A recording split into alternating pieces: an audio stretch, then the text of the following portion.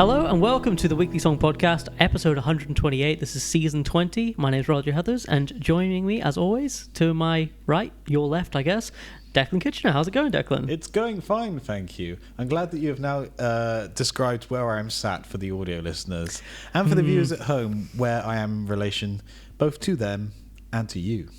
Absolutely. I mean, if anything, it's like the audience is in front of us here, you know? Exactly, yes. We're on our stage.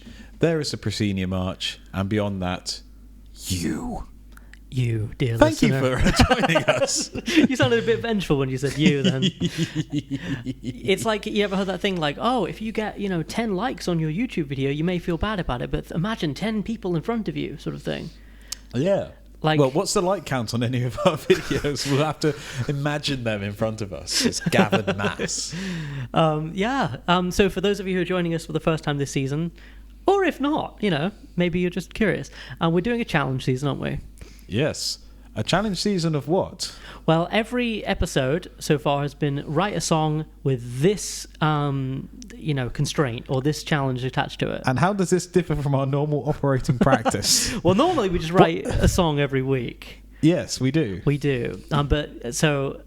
This week we've been tasked with writing a song in 6/8 time. Tasked by ourselves. We do this to ourselves. Yes. And that's what really hurts. It's not like we have a financial investor who's making, you better do this. Or if we do, then you're keeping some very good secrets from me. Yes, yeah. 6/8. How did you find 6/8 as a... Bit of a weird one to try and write, because it's a time signature that kind of lends itself to certain feels. And I feel I've gone very much more basic than I could have done. But also, like, it's one of those things... We vary so much in 4/4 what we can do, whereas 6/8 kind of rolls, because it's that very... 1, 2, 3, 4, 5, 6. 1, 2, 3, 4, 5, 6. It's something that's got a bit of a momentum to it. Yeah, definitely. And rolling is a good word. That is 6/8 very rolly. Another good word I heard attached to it when I did some research is like a pendulum. So whereas 3/4 is much more boom ka ka boom ka ka, 6/8's more like bum badalum kang dadalum bum dadalum It's kang. got a unit of 2 built into it, like 1 2 3 1 2 3 1 2 3 1 2 3. You're going to hear some wonderful squeaking on these chairs. Well, that's the thing, isn't it? It's Coffee.com/weekly song podcast, and we can replace the chairs. These chairs are terrible. I just want to show the people the chairs. These are the chairs. This is why they're so squeaky. Never undressed the set before, but... The audio listeners are going to have a treat with that I know. one. Sorry, guys, but they're orange, velvety chairs, and they're not made very well. And they're folder-yuppie ones, which is why you get all of that. So when you're counting in 6/8, you can actually hear it happening. But yeah, so you said you kind of went a little bit unconventional, was the word you used? Or Conventional. Conventional. Like very sort of... Not, I don't know if it's cliche, but like the sort of thing you might expect from a 6/8 song. Right. And there's nothing wrong with that. I think there are certain 6/8 rhythms and songs and grooves which work for a reason. So going with one of them I don't think is a bad thing at all. Exactly. But at the same time, like you do kind of hope that every song you bring is like, oh, this is going to be a unique song that I can talk about that's got loads of interesting bits to it. Or it's like, this one's just like, okay, it's a song. Yeah. I wrote it to time. Well, it's in tune. 178 of these. That's going to happen sometimes, So what have you bought us? What's the song? I didn't actually learn the title of my song. The 6/8 Blues. You're not far off. Let's call it "Don't Let These Days Pull You Down." This probably tells you everything you need to know about the length of time I wrote the song in. And it goes like this.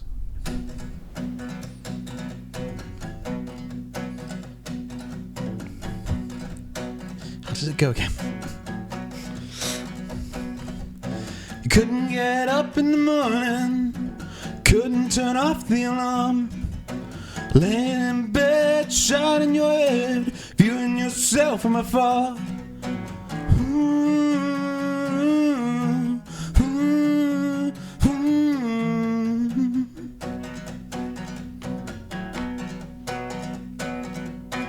Better let go of the duty. Gather the first clothes that were clean. Another new day's headed your way. You reckon you know what that means?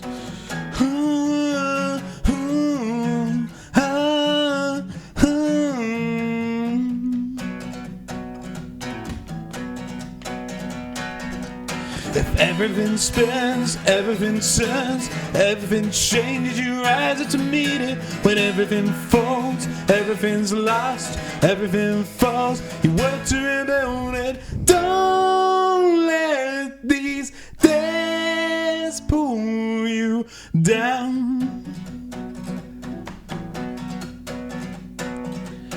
Now you have gotten emotion, all you need to do is to last. The everyday grabs, tries and might, will soon be consigned to the past.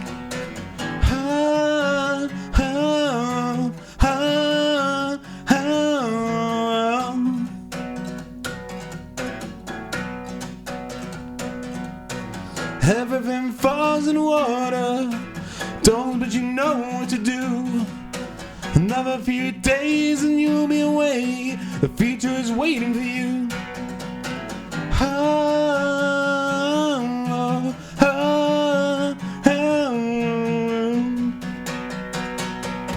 If everything spins, everything turns, everything changes, you rise to meet it. When everything falls, everything's lost, everything falls, you work to rebuild it. Don't let these days pull you down.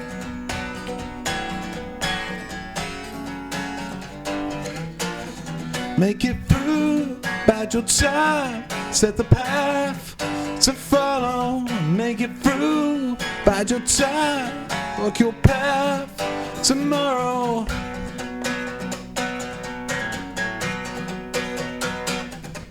If everything spins, everything turns, everything changes, you rise up to meet it. When everything falls, everything's lost, everything's falls, you work to rebuild it. Don't let these days pull you down. So that was Declan's song in 6/8, Don't Let These Days Pull You Down.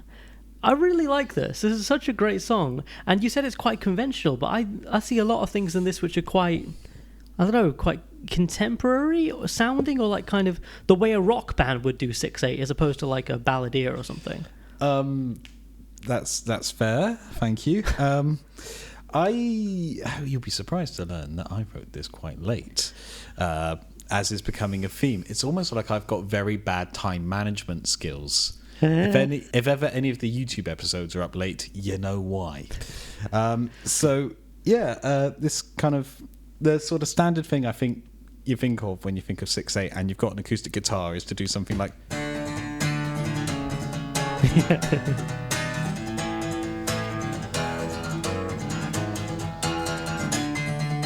that sort of thing. Well, you're a better guitarist than me, because mine's just C major. But yeah, I hear your point.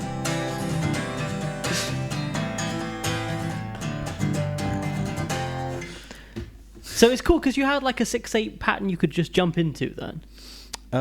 One that came naturally.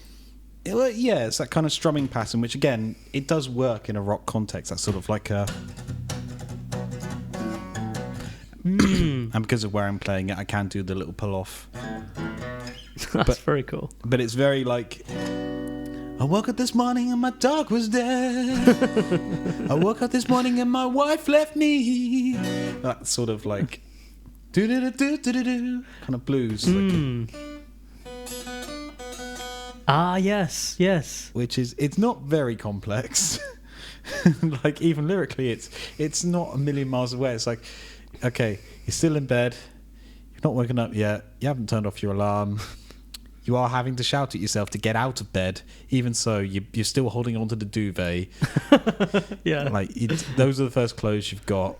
Come on, lad, you can do this. Yeah, no, lyrically it's cool. It sets a scene and paints a picture almost immediately in the first verse. And I know it has that kind of bluesy feel you're talking about melodically with that sort of thing. But by the time you get to like the sort of other sections, the B and C sections, you kind of introduce these major chords which kind of like provide a bit of light and shade. Very cool, that. Thank you. They're kind of like two separate songs bolted together. Oh, a little really? bit. Okay. Or like two different ideas, because I sort of struggled coming up with an idea. So I had like this one on the main verse one on the back burner, as like a sort of thing to generate some lyrics. I had maybe like another plan to try and go down there.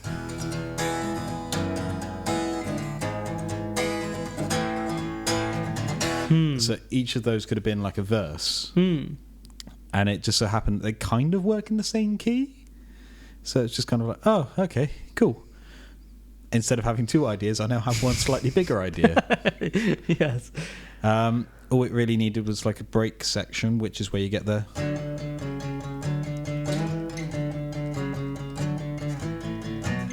which needs a singer that's better than me to sort of do the... Like, this voice is not necessarily the best to listen to when it's just doing pure notes.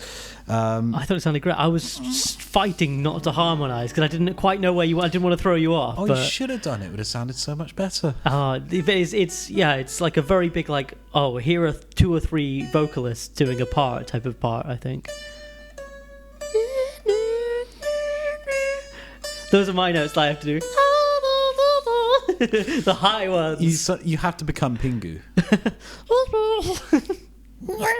I can't do it. It's because you did that Tom Waits impression before the show. Noot, noot. The piano has been noot, noot. Tom Waits' Pingu is something I dread to imagine. Oh my god. But yeah, those two sections, and then like, it's like, okay, so I've got enough to sort of conjure something, so it just needed a B section or like a bridgey bit, which that works. It's vaguely in key, provided you ignore that there is a G there instead of an E. Oh, of course, yeah. So already you're introducing a chord that doesn't quite belong. You say already, I mean that is like towards the end of the song. Well, okay, yeah, true. But it's like that sort of like that flat 6, flat 7, 1 thing, except not because we're on the minor.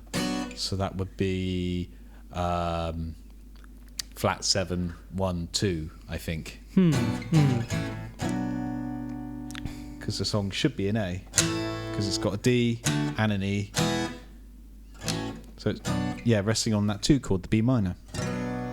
Yeah, so it's kind of like starts out in the minor way, but I like the way that whenever you kind of like write other sections into a song, you do kind of like go, right, I'm not going to do the same thing I just did in the previous section. I want to introduce something new here to provide variety, basically, I imagine. Well, it's to stop me getting bored.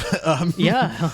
But also, like, we've said this before, I write music first and then I put the words and melody on after. So it's kind of inbuilt to me that if I've got a verse that goes, if I need to write a bridge, then I'm not really going to be writing something over because that's the verse in my head, so I need to come up with something different, like, or something like that, just so that I know structurally planning it where I am. Exactly, and this almost is like as functional as like, oh, it's time to play the bridge or the chorus. It starts on X chord, and just so for your own memory, it's like good as for that as well. Or like, this section of the song like does the ascending scale. The next section has like a load of variations on a D. Yeah, it's kind of serves a function, but it's also clever, isn't it? It's like if you were to shoot. I wouldn't go so far as clever, but like it's it helps you get a bit of variety into your chords, and also like it's a useful constructional tool. Definitely. So when you got like the kind of whole structure down, and then you went to attack the lyrics, how did you do? I imagine you already had a couple of little nuggets. I was running out of time at this point. I was very late this week.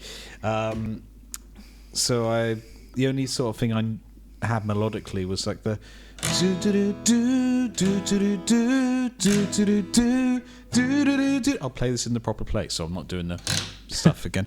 Do do do do do do do do do do do do do. What are those chords you got there, by the way? Sorry, I know you're talking about lyrics, but they are... So it's just an E, and you're just ascending in the bass, E, F sharp, G sharp. Ah. To go up to an A. Yeah, it's great. It's a nice way to do that, rather than going E, F sharp minor, G sharp minor. You could do it. You could, but... If everything spins, everything turns, everything changes, you rise to... Yeah. It's not quite the same, is it? It's not. Yeah.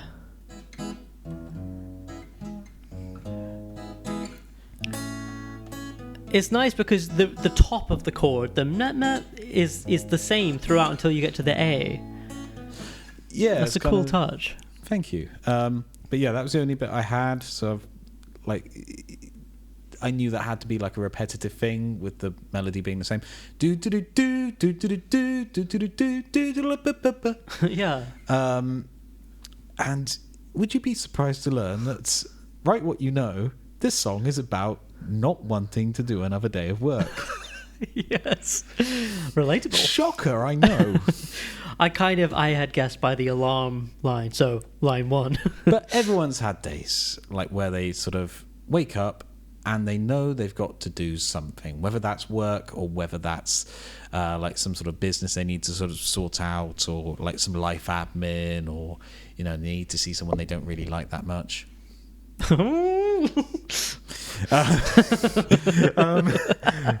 But yeah, everyone's had a day where they've got to do something, and you just think, I'd much rather not, please and thank you.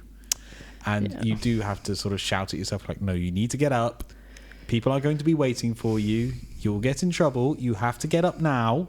You have to parent yourself in your head like, come on, just get up, and then you can watch cartoons when you get home. You're not going to have time for your cereal if you don't give yourself 20 minutes. This is advice I wish I'd heard before I formed my sleep habits. Yeah, so it's a great one to write about because it's so immediately available, isn't it? Like, I worked yesterday or today or whatever it was, so that feeling is right there for me. Yeah, it's kind of, it doesn't, again, this one, last minute syndrome, it's almost like there's a pattern emerging, isn't there? It doesn't really progress anywhere. Like, I did try and get a little bit of it in the final verse, where it has like, okay, you're beginning to get through the day now. It still sucks, but you can sort of still get things working. But you know that there's a very weird idea that suddenly comes in there, like, another few days and you'll be away. The future is coming for you, or waiting for you, or whatever it was I said at the time. Make it through, bide your time, set the path for tomorrow. Yeah, so there is hope. So things will change. I don't know what that change is, but like, I think when I was writing it, it's that sort of thinking, like, if you know you've got a holiday coming up, or you've got, okay, I have to get through like 2 more days, and then I get to meet up with friends. Oh. Oh, damn. I jest, of course. But like, you're going away for a couple of days, or like you're meeting someone, or you just get a couple of days to yourself to not do anything. Yeah. And it's that kind of feeling. I think maybe what I should have done was condensed verse 1 into being more of the life sucks, okay, you're getting up, but it still sucks. Have verse 2 be, okay, well, you've got something to look forward to, and then maybe make the bridge like, okay, bye. That would be a much more logical way to sort of structure this. Yeah, so like you're working towards the vacation. It's not just on your mind, but by the bridge you're like, see ya. Yeah. Like, tatty bye. I'm quitting my job. Yeah, no, I mean, we'll revisit this thing of like a rewrite later, because it's hard, isn't it, when you think of like lyrics, because then by the time you bring it here and play it to the only other person to have heard it, which is me, I imagine, and vice versa, you're like, yeah, I could have done this, especially when you get the other person's feedback as well. I'm always like, oh yeah, that's a great idea, damn. It's always like the worst thing when you come to the podcast, you do this, and then you realise, wait a minute, there's a much better structure, and you realise it on air in front of all of you. Yes. You're seeing my mind work in real time. Yeah. It's a wonder I come up with stuff like this. And then the chorus is just like, I think it needs to be there. I think the "Don't let these days pull you down." That's fine. Central message, bit clunky, but it's there. Nice hearing your top notes, by the way. Thank you. It's not so nice trying to sing them. I'm out of practice. But it's too very everything spins, everything turns, everything changes, and you rise up to meet it. Everything falls, everything's lost, everything falls. It's everything folds and everything falls, and when you sing them, they sound exactly the same. And you work to rebuild it. That's got nothing to do with the rest of the song. Oh, but it works though, doesn't it? Yeah. Because at that point you're in emotion land. You're just like, these are the things of the feelings I'm presenting to the listener. True, but they're not feelings that connect that well to the sort of story. This song, just to preempt your last question, because you always ask me if there's anything that we're looking to do with any of these, this would need a rewrite if it had anything. It's structurally very weak, musically very simple. It could work, but also I wonder if it's too simple. There are no diminished chords, and therefore this song is it's a 0 out of 1 for Toss me. it out. No, I think it's great. I mean, I might have said this before, but I think with simple songs that are like kind of section, repeat or whatever, just have the different sections have different production values to them. Like, the piano comes in on verse 2 or whatever, you know. True, but that doesn't change the lyrics, does it? I think it's a lovely song. We've come across this before, I think, where like you'll be like, the lyrics need a rewrite, and I can relate to with my song this week, but that's a different thing. But where this is like a little snapshot. It's like it tells the story beautifully of like, not even the story, but just like paints a picture of tells the story of someone who didn't want to get out of bed and they did. Yes, but I think sometimes in your mind you're like, it didn't go anywhere. Whereas to me, I love those little snapshot songs. Fair. Well, thank you. You're very kind. And homework for the viewers of the podcast. You now know how to play this song. Take this, rewrite it, make it better, and then give me the money because I wrote it originally. and it's on record right here on the show. Your song that you wrote in 6/8. Yes. He says, Oh my checking what it's goodness. called. Got his laptop. We're going to have a dubstep remix. That's 4/4 shit. Sorry. How to demonstrate that we are somewhat out of our 20s by making a reference to a music genre that went out of date about 10 years ago. That Aphex Twin sure is hip. Actually, Aphex Twin is still hip, I think. But maybe Skrillex not so much. Yes, that recent tune, Bangarang. There's this great video on YouTube from like 10 years ago, because we're old, of like someone doing Bangarang, but like on guitar. Yeah, I remember that. I've seen it. It was so cool, wasn't it? Like and like doing all the sorts. It's a really good piece of music, actually, Bangarang. It's very interesting construction on it. Definitely. Yeah. Quite melodic in places. Anyway, so my song in 6/8 is called The Sunshine Show. Ooh. And I think it's in 6/8, and I think it goes like this.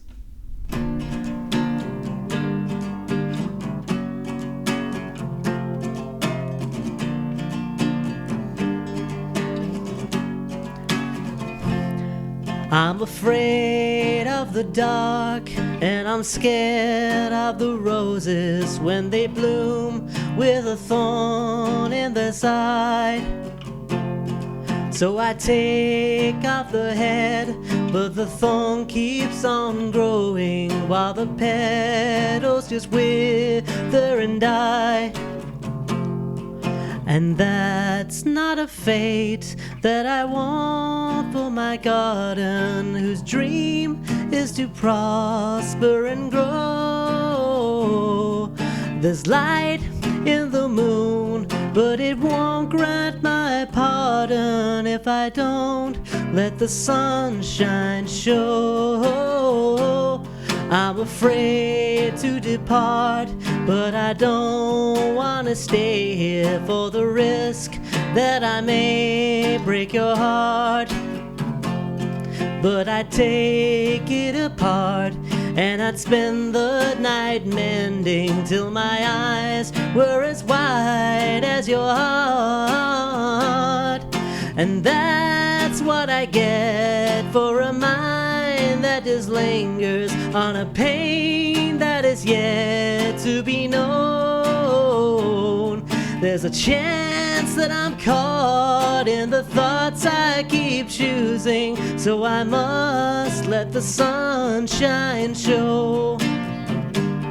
So I must let the sunshine show. So I must let the sunshine show.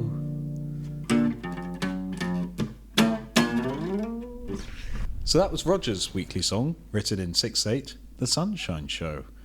I quite like that. That's very lovely. Thanks. That guitar and your voice suit really well together. And can I just say, I love the fact that when you said it was called The Sunshine Show, I thought it was going to be like a TV theme tune or something like, welcome to the Sunshine Show. And then it turns out in the end of the verse, you've got the bit like, oh, I must let the sunshine show. Yeah. Well, the title is written as The Sunshine Show, so it's like an actual show. Like, you were right to think that. But it's only because I wanted to call it something like I Must Let the Sunshine Show, but that's a mouthful, you know. I mean, my song was Don't Let These Days Pull You Down, so, you know. No offense to long titles. I like long titles, but I thought if I could shorten this one a little bit, it'd probably be worth it. So it's hard to say. She sells seashells on the seashore. Seashells on the seashore. Sean Connery. Yeah. So I've never watched James Bond. I don't know what they do. You strike me as a Bond fan, though. Like, you could be, maybe. I've only ever seen one. What's it called? View to a Kill, which was we watched it in an English class one day. I have no idea why. That's the taxpayers' money going to good use there. This is what education is like in Cornwall. Yeah, it's true. There was more times than I care to admit where the teacher would just leave, go out and smoke, and push a TV into the room with Shrek on it or something. Yeah. This is not inaccurate. Yeah. Anyway, your song. So C major. I'm Lovely. tuned down to D standard because it's a bit high for my voice with the and that's not a fade. Well, not like in kind of. Want for my garden. It's just a bit stronger to do it a whole tone down, you know. So I tuned the guitar down. But yeah, it's kind of a play off of like the classic like doo-wop type of thing. That 50s progression to the 6, to the 4, to the 5. I was about to say, because you've substituted one of them there. Sharp 5 yes. to a 5. So in this context, it's C, A minor, A flat, G. Correct, yeah. Thank you for doing that. Saves me fumbling. I always fumble the chord progressions. There was a reason why I was pausing between every single chord. Like, hang on, is that right? Yeah. And I feel like it adds a little bit of cheekiness to the progression. It's like we're not being entirely down and serious, but there will be some earnestness. Yes. I mean, that's the thing, like, because the first verse is kind of like a little dark or sad or something, but having that little... It's like kind of, this isn't that serious. Like, you know, it may sound lyrically, but it's not. Don't worry, we'll be having some pretty tunes soon. There's an F major on the way, don't worry. That could be a Don't title. worry, we've not forgotten the 4 chord. It's coming. You just freaking wait a minute.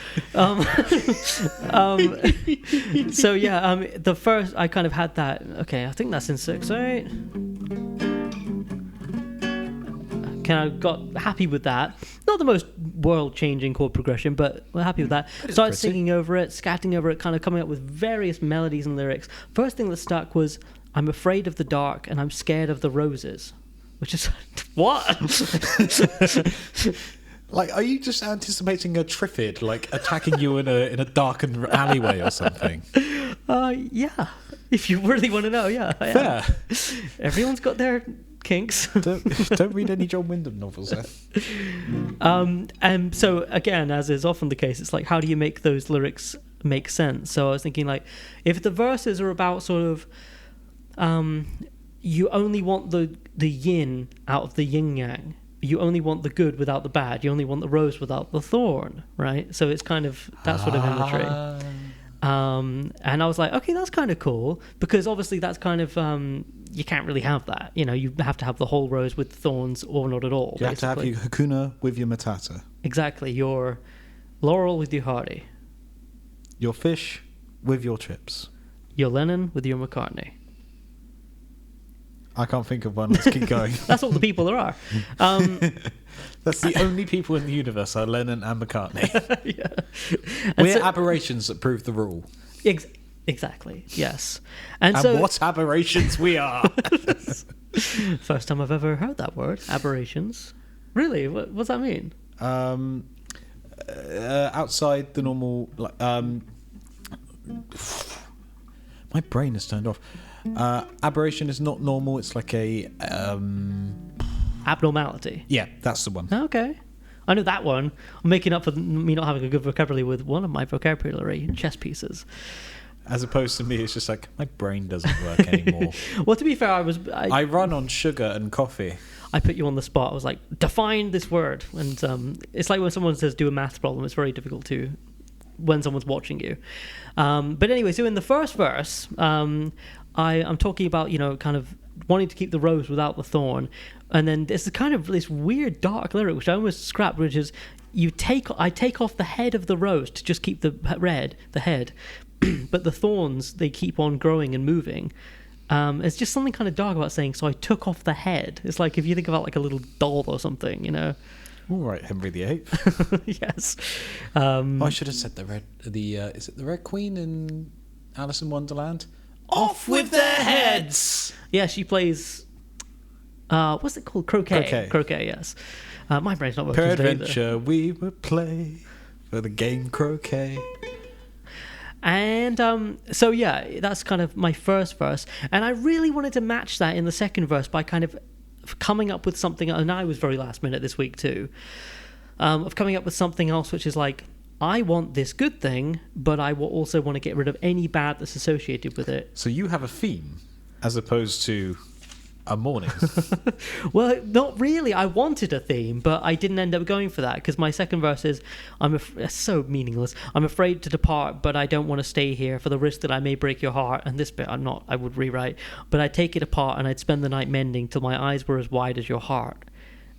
I'm rhyming heart with heart, which I'm not a fan of. Well, you get a sense of the emotion of the thing. You do. But ideally, I'd love to rewrite it so it's like you got the thorn and rose, which I do quite like that imagery, and then, you know, something else in the second verse, and then also having a third verse which illustrates it further. Could you rhyme heart with depart, maybe? Well, I've already done that at the beginning. I'm afraid to depart, for the risk that I may break your heart. So then I take it apart and I spend the night mending. Something like cart, you know, I originally had my eyes were as wide as a cart, but then a cart isn't like a set units of measurement. Yeah, everyone knows that carts be wide. You know, that cart be thick. That might be a title. God damn it. There will be others. There'll be others. Everyone knows that carts be wide. And so in the chorus, as promised, we do go to the 4 chord, the F. Yes, but that's not what to the 5, to the 1, to the 6. So very traditional. 4 to the 5, to the 1, and a 7. Ooh, we're gonna get cheeky. 4 to the 5, and then you go major 3 here, so an E7 sort of thing. To the 6, so E, 7 to 6. Because functionally, that's a bridge between the G and the A. You could use the G sharp diminished for a similar role, but there is something very nice about using that E. There is. Honestly, I'll alternate between them. They're very much like a choice to me. I could either go or, you know. Whereas the E7's got a bit more body and voice, which you want for this part of the song. Exactly, and also it gives you, like, guitar finger-wise, it gives you the option to add the D on the top of the E7, which harmonizes nicely with "But it won't beg my pardon." Da, da, da, da, da. So it's like you're kind of creating a harmony, even though it's just like guitar and vocal sort of thing. He's good at this, isn't he? It was an accident, I tell you. I tried to do that. He's still very good. We won't hold it against him.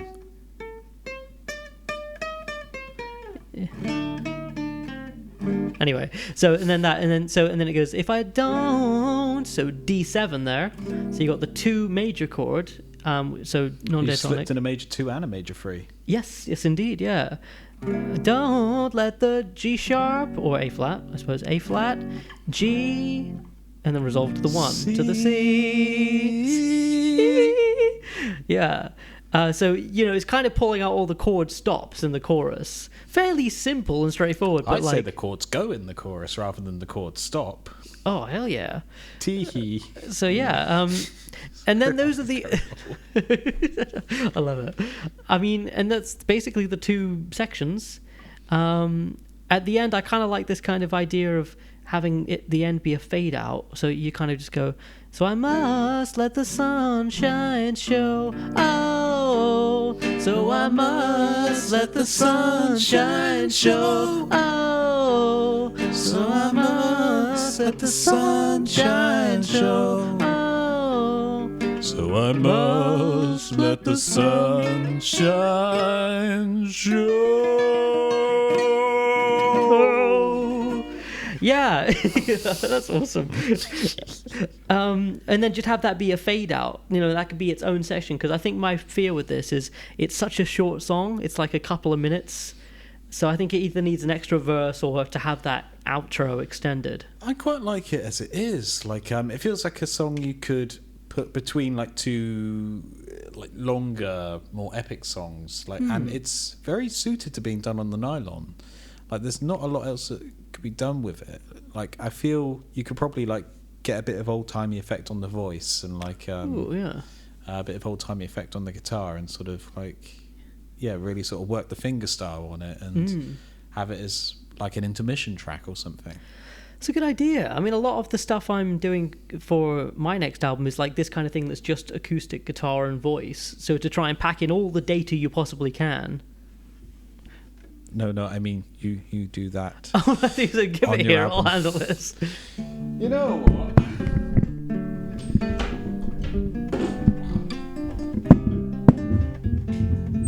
Bear with. Oh, God. This is going very wrong. Right, you know what? This has just been too soft and serene, like...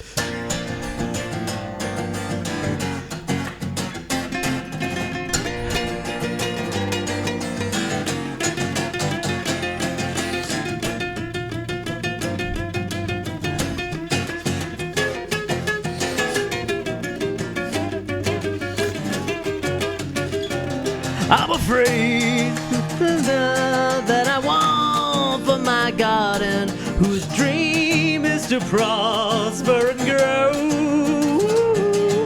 A light in the moon, but it won't grab my pardon if I don't let the sun shine through.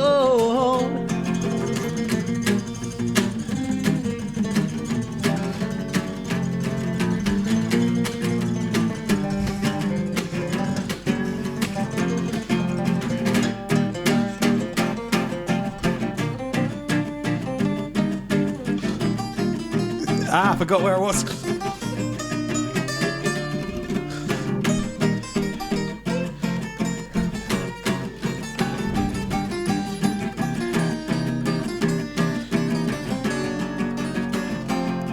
I'm afraid to depart, but I don't wanna stay here for the risk that I may break your heart.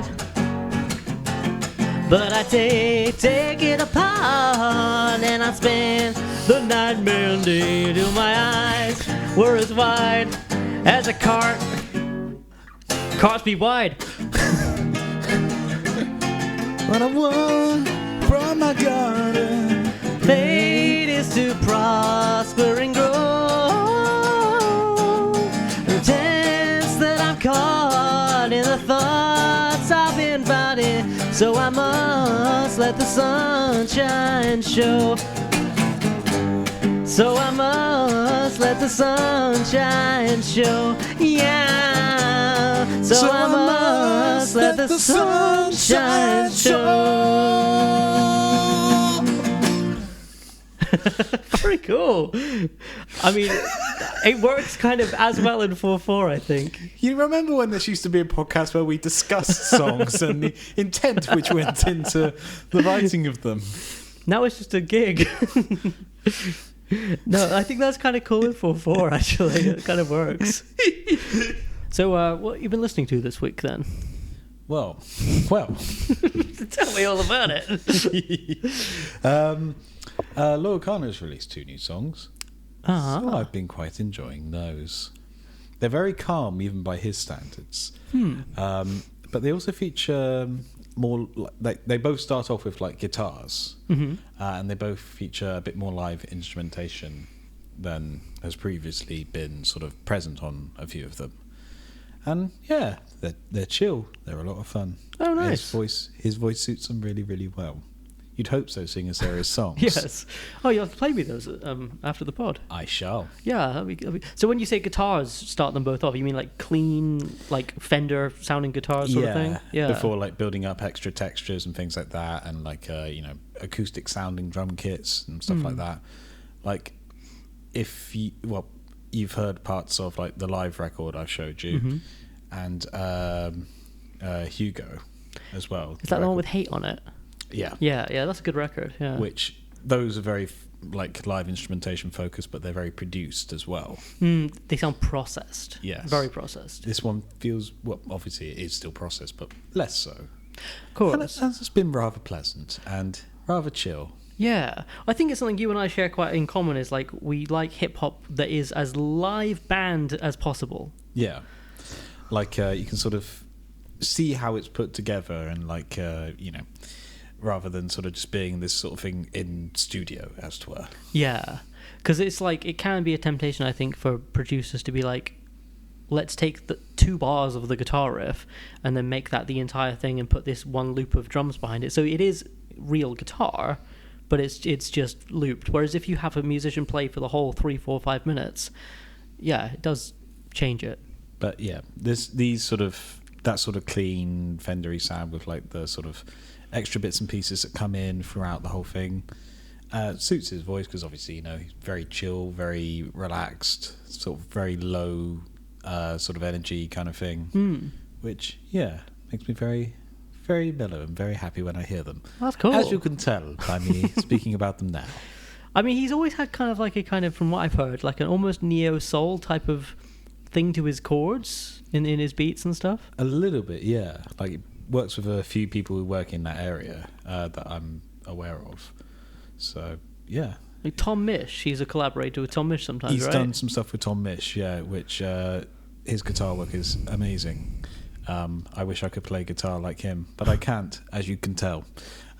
He's one of those guitarists who makes me feel like I can't play his style at all, because he does all those weird little neo-soul jazz gospel chord things, which I have no idea how to do them, really. But I'd love to learn, just imagine like spending like a day with someone like that.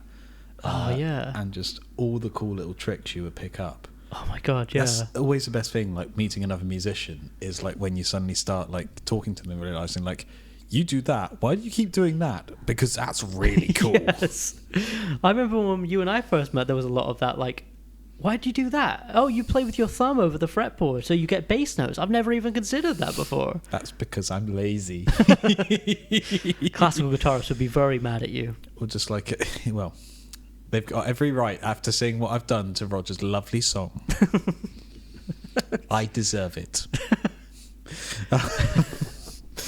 But yeah, that's kind of where I've been mostly. Nice. Yeah. So they're 2 songs from an album that hasn't come out yet. 2 new singles. I don't know if there's going to be an album attached to them. I hope there is. But yeah, just two new bits of music. Nice. Oh, that's awesome. It's very cool. Well, I've been listening to an audiobook. That's not music. Yeah. you are right. It's not music, but... Yeah, you're not incorrect. However... But it does pertain to music. Ooh. It's called The Artist's Way by Julia Cameron. You ever heard of this book before? I've read it before. I'm rereading it now. Well, I'm audiobooking it now. I read it before in physical form, but it's basically about kind of getting over like writer's block, but also just kind of blossoming as an artist and kind of like reaching your full potential. And she kind of advocates for 2 big things, which I'm going to actually do this time, because the first time I read the book and enjoyed it and thought it was so valuable, but I didn't do the practices, so I didn't really get the whole thing out of it. So thing the first, have a lot of money in your bank account. Oh my God, yeah. Thing the second, know all the right people. That's pretty much it. I mean, but that's the career side of things, dear. Don't you dare me, dear. Don't you dare me back, dear. But like, listen, darling. But like, the 2 things she advocates for are morning pages. So every single morning, you sit down and you write 3 sides of A4. It could be anything you want. That sounds terrifying. Right, doesn't it just? But it'll beat writer's block, you know? It'll get writer's block on. What do you write about? Can I write in like really big handwriting? Page 1, page 2.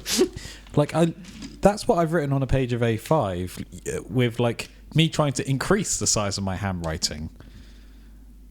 Squints. It's normally much smaller than that. Oh dear.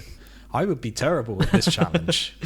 I mean, it's a lot, isn't it? I'm thinking of doing an A5 book rather than A4. Don't tell Julia Cameron that, but that's what I'm thinking. Julia! Why does she have to live upstairs? And then the other thing she advocates for is artist dates, which is where you kind of feed your inner child, man. And you just kind of go out to a gallery or a museum or a gig or something, and you just kind of take in some art because it's like a restorative process. Oh, fantastic. You've had a chance to take in some of my art throughout these weeks that we've been on air. Absolutely. You've got them banked to go. You're sorted. Exactly. I don't even need to finish the book. Exactly. I'm already flourished and fulfilled. But in all seriousness, I do like the idea of like, you know, we're all at some stage or another like creatively, but we all know we can do a little bit better. And I'm really interested in that gap between where I'm at and where I could be as far as like potential.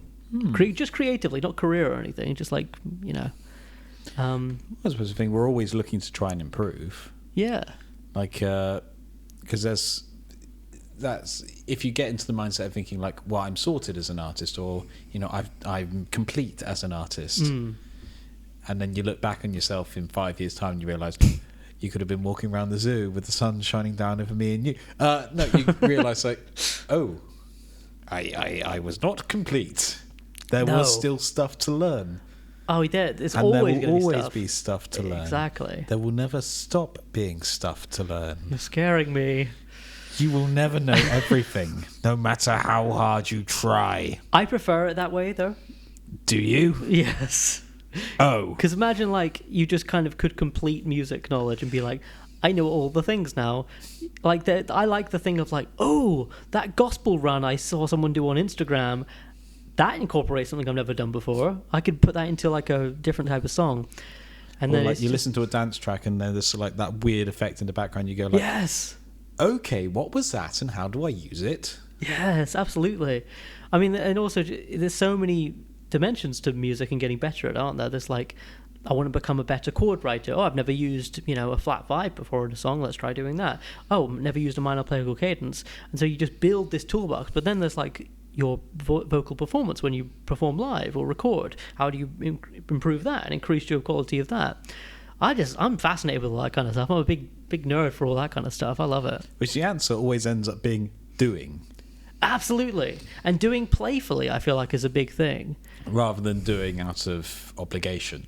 Oh, yeah. When I was about 12, I wanted to learn the piano. It's not like my parents were like, you're doing this. But I went along and I had piano lessons. And every week I was given a piece of classical music, which I like classical music now. But as a 12-year-old, I was like, okay, more homework, thanks, you know? Yeah, I had a similar thing when I was learning the piano. You get given like the book of like how to play piano. Here are some simple tunes. And it's either nursery rhymes or simplified versions of classical music, and it just does not grab you. Like I took along the Doctor Who theme to try and learn. Oh, cool. Which, a bit of a pain in the left hand if you're trying to learn that very early on. Yeah. But I cared about that one. Yes. And it's the same thing with like learning Queen songs and learning Beatles songs. Like, you need to understand the technicalities of how these instruments work, which is why you have those books. But you need to make sure that you are doing the things that you enjoy doing with them. Exactly. 100% agree. Like if I started learning the banjolele tomorrow, I could buy a book of how to play banjolele. It'd be a very specific book. I don't know why it'd be written, but like, if to get good at it, I'd want to learn the two songs that have banjolele that I like. Absolutely, you would. 100%. I was the same when I started producing music as well. Like the idea of like going to the library and getting like how to produce music, the book of like all the engineering technicalities.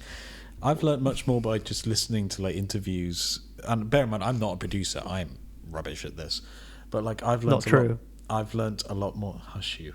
By like going behind the scenes and sort of seeing like documentaries of like, oh, we did this to do this, or like we used this trick, or like learning songs and realizing like, oh, so they're going to that chord there. That's interesting, right?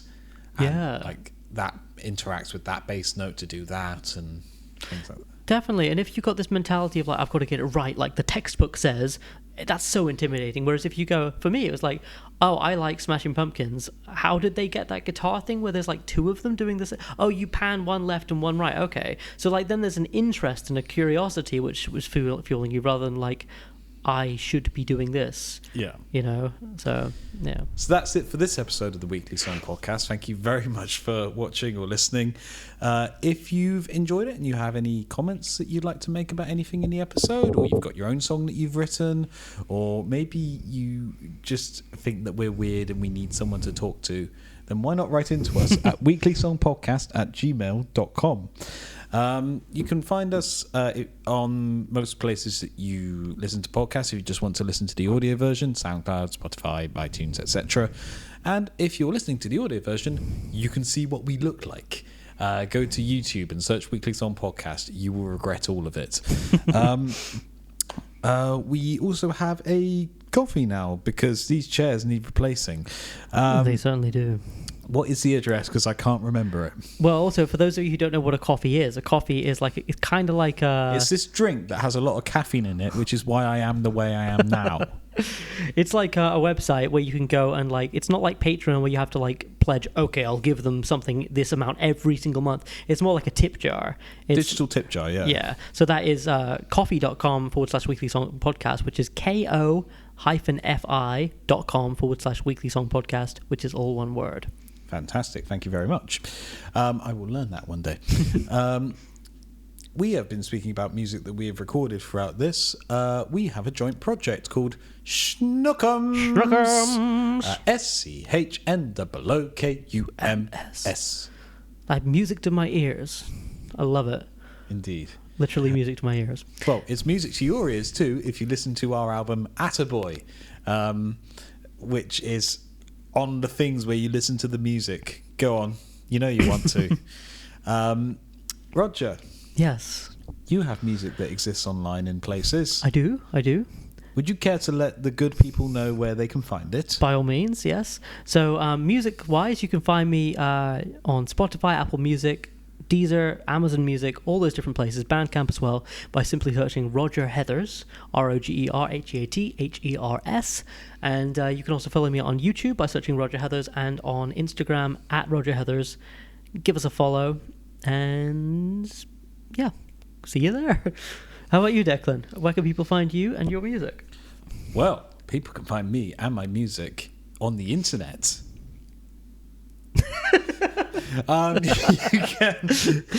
You can search on any of your streaming platforms or Bandcamp. Declan Kitchener. I'll come up as one of them, I'm sure. I also do a couple of YouTube video things. I haven't done for a while because I've been busy editing this podcast. But once this is done, oh boy, we're going to be talking about some puppet shows, don't you worry. Search DRK. Again, I'm one of them. You'll probably find me. You know what I look like. So that's that. I'll put all the links in the audio show notes bit. You know what I mean? The description. And I'll probably forget. Well, that's right. Audio listeners, right down there in the show notes.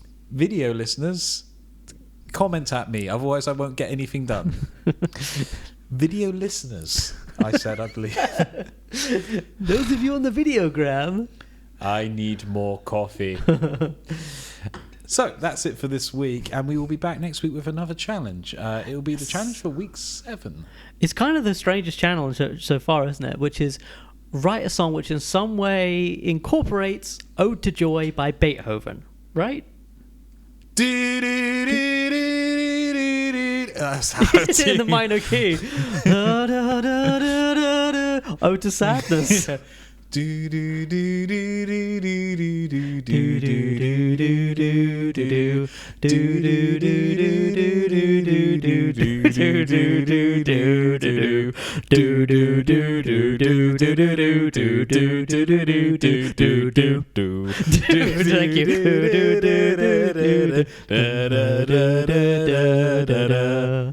Yeah. That's it. So, and peek behind the curtain, we have already written that song. That was not difficult. That, but Let's just keep going and do week 7 now. Yes. Oh my god, I have written it, but I need to rehearse it. It wouldn't even be able to play it to you right now. Yeah. The words are all written, the chords are all written, but do I know it? No. No, well, sir. We have a week to learn the songs that we've already written. See how we do, I guess. Ta-ra. Ta-ra.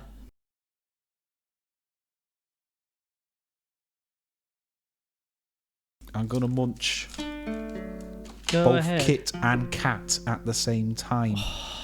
This will annoy you.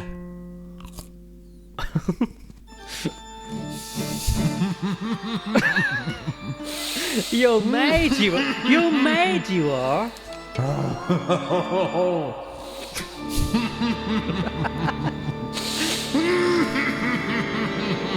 Please clip that and put funny, like, dramatic vampire music over it. Or like, I imagine the music that when Frankenstein's monster gets turned on. Not like that.